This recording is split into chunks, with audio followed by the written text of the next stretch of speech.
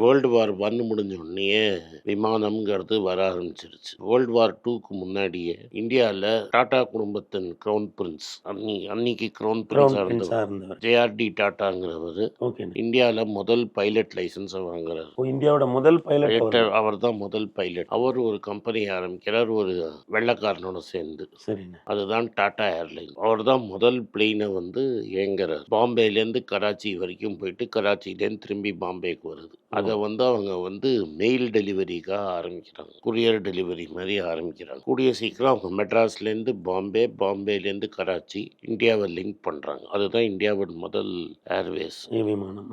அதுதான் பின்னாடி ஏர் இந்தியாவாக மாறிடுது. அதை பார்த்துட்டு ஆல்மோஸ்ட் ஒரு 50 ஏர்லைன்ஸ் இந்தியாவில் வந்துருச்சு. பாரத்னு ஒரு ஏர்லைன்ஸை பிர்லா நடத்துறாரு. நம்ம ஊரில் அழகப்ப செட்டியார் வந்து ஜூபிட்டர் ஏர்லைன்ஸ்னு ஒன்று நடத்துறாரு. இது ஒரு 50 ஏர்லைன்ஸ் ஆனதுனால ஒருத்தருக்கு ஒருத்தர் போட்டி போட்டுக்கிட்டு ரேட்டை கட் பண்ணுறதுனால அந்த இண்டஸ்ட்ரியே ரொம்ப மோசமான இண்டஸ்ட்ரியாக ஆயிடுது.